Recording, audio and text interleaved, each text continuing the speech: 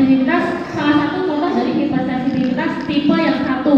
Tipe yang satu itu kan alergian kalau bisa kena paparan itu kan efeknya langsung cepet gitu kan, langsung ya udah langsung ada efeknya gitu.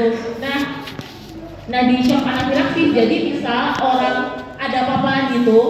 Nah si orang itu kayak reseptornya tuh kayak nanti tuh efek dari paparan yang kecil itu di orang yang punya shock anafilaksis ini jadi kayak gede gitu walaupun paparannya cuma kecil. Nah itu orangnya tuh biasanya tuh punya gejala di daerah pernafasan gitu kayak sesak nafas dan lain-lain gitu. Itu obatnya biasanya gunain intramuskular secara setiap 5-10 menit pada orang dewasa dengan dosis 0,01 mg per kilogram berat badan dengan maksimal dosisnya 0,5 mg. Oke, kita lanjut ke materi selanjutnya. Nah, ini di responsi keluar 2 soal ya. Ini juga di UB itu sering banget disinggung. Bahkan gak cuma di blok materi 1 kayak di selanjutnya itu kayak bakal dikeluar terus itu banyak tentang incapabilitas stressus. Itu salah satu salah satu contoh dari hipersensitivitas yang tipe yang kedua. Nah itu gimana sih? Jadi misal ibu kalau punya resus negatif, harusnya tuh biasanya tuh yang aman itu harusnya ibu punya resus positif. Dan misal ibu punya resus negatif, terus anaknya itu resus positif, nah itu tuh kayak ibunya tuh bakal nganggep bayinya tersebut, janinnya tersebut itu sebagai benda asing. Nah kalau kan dari materi kita kalau ada benda asing itu kan pasti bakal dibentuk antibodi untuk melawan benda asing tersebut. Nah si ibu ini bakal membuat antibodi buat janin tersebut, nanti dia akan membentuk antibodi berupa IgM. Nah tapi karena IgM itu molekul bentuknya tuh masih besar, jadi kayak dia tuh nggak bisa nembus plasenta, jadi dia belum bisa nembus ke bayinya. Nah tapi misal ibunya itu punya anak lagi dan dia anak lagi itu resus positif lagi, nah berarti kan udah tersensitisasi kan dari anak yang pertama. Nah itu tuh berarti kan udah ada antibodi IgM, itu kan udah kena lagi sama resus positif, itu bakal berkembang jadi yang selanjutnya IgG. Nah IgG ini itu molekulnya lebih kecil dari IgM, jadi dia tuh bakal bisa dengan mudah menembus plasenta. Plasentanya nanti menuju ke janin. Nah kalau misalnya sampai ke janin, nanti janinnya bisa diserang sama IgG-nya ibu tersebut. Nah itu nanti jadinya bisa menyerang bayinya, jadi nanti bisa mati. Oke, kita lanjut ke contoh dari hipersensitivitas tipe 4. Itu salah satu contohnya poison ivy. Ini sederhananya ya pokoknya tentang sensitivitasnya sama reaksinya nanti. Sensitivitas yang bisa terkena paparan awal itu paparan awal Hartkan itu urushiol itu bakal memicu sel aktivasi sel T helper itu nanti jadi ada sel T memori kan, nanti misal kena paparan poison ivy lagi nanti bakal lepasin makrofag sama sel T sitotoksik gitu.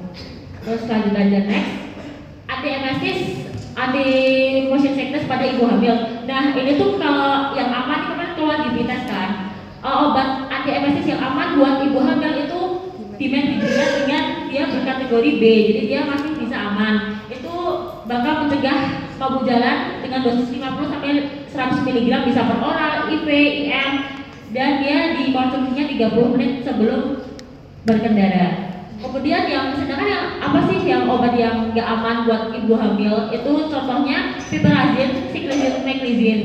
Nah meclizine sendiri itu nanti bisa membuat defek pada mata dan telinga.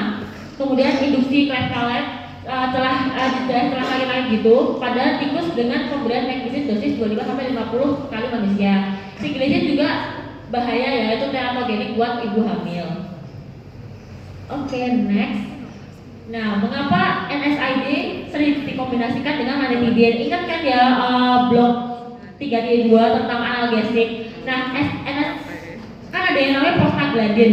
Prostaglandin itu kan punya efek di COX-1 itu tuh punya efek di efek sitoprotektif lambung. Sedangkan NSAID itu kan ada NSAID yang selektif dan non selektif. Misal kita pakai NSAID yang non selektif, berarti kan dia juga bakal menghambat COX-1-nya.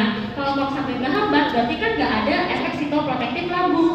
Nah, kalau nggak ada efek sitoprotektif protektif lambung, nanti gimana? Nanti lambungnya bisa jadi penuaan lendir dan bikarbonat, dan kemudian nanti sekresi asam di lambung itu bakal meningkat, nanti jadi asam lambung. Nah, kenapa harus dikombinasikan dengan ranitidin? Karena ranitidin itu kan berdekatan dengan reseptor H2.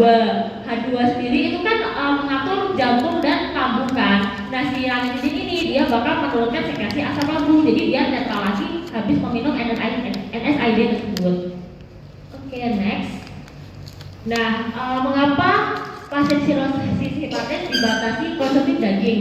Nah, kayak daging, kayak protein-protein seperti daging, keju, dan ikan itu tuh dia tuh bakal mengubah histidin jadi histamin. Nah, sirosis hepatis itu kan berarti kan hepatnya itu kan rusak kan, berarti kan nggak bisa berfungsi gitu kan.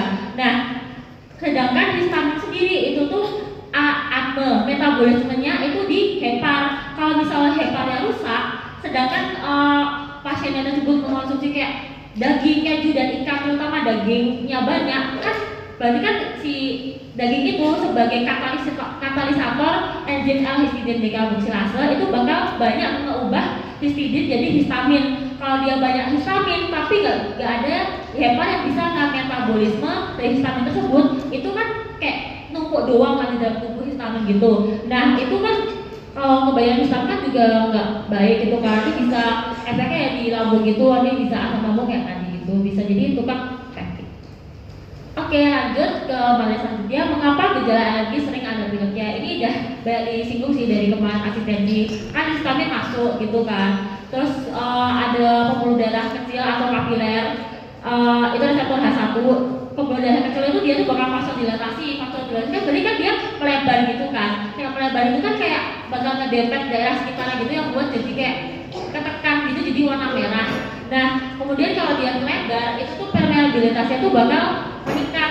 Nah, jadi kayak tekanan hidrostatik yang di dalam pembuluh darah kecil atau kapiler tersebut itu tuh bakal lebih tinggi daripada yang di luar. Jadi kan mengalir dari yang tekanan tinggi ke tekanan rendah, jadi dia yang dari pembuluh darah kecil itu bakal mengalir keluar semua. Nah, nanti kalau udah keluar semua nanti jadi edema.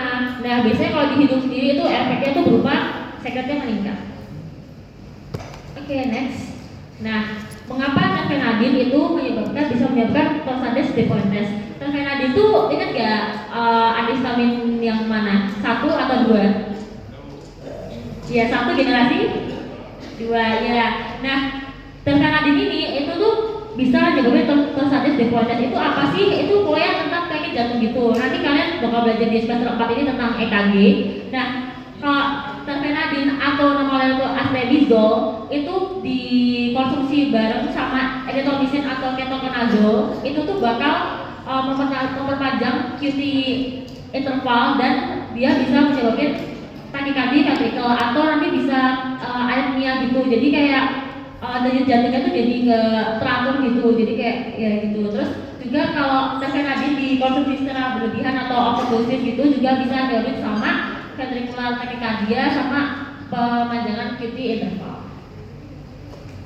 Oke, next. Nah, kita kan kita sensitisasi berapa kali sih buat praktikum ini harusnya? 2 kan? 3 kali ya. Nah, kan 3 kali ada hari pertama, 7 sama 14.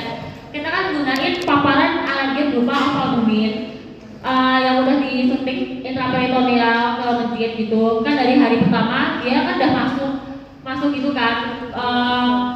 Kemudian kan dikenal sama sel mas dan lain-lain gitu kan. Nah, itu kalau udah dikenal nanti kan dibuat antibody. Kemudian kan alergen udah habis kan berarti udah enggak alergen lagi. Tapi nanti kita di hari ke-7 kita sensitisasi lagi.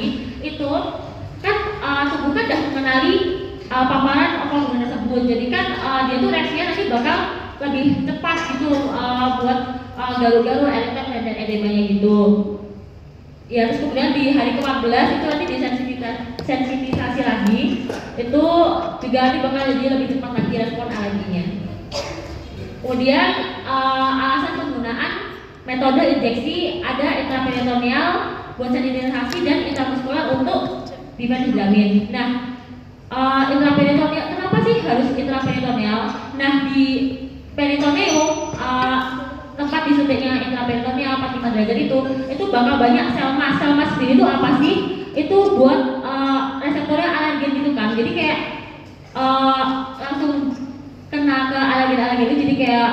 cepat gitu reaksinya. Sedangkan kalau di intramuskular itu buat obat difenhidramine, kenapa intramuskular? Itu karena di intramuskular itu nanti langsung kena ke pembuluh darahnya. Nah kalau kena pembuluh darah itu kan langsung ke bawah sama darah gitu kan. Nah ke bawah darah itu kan berarti kan cepat ngalirnya ke seluruh darah. Nah jadi obat difenhidramine itu dikasih intramuskular biar onsetnya cepat. Oke, udah. Habis ini kelas tes ya.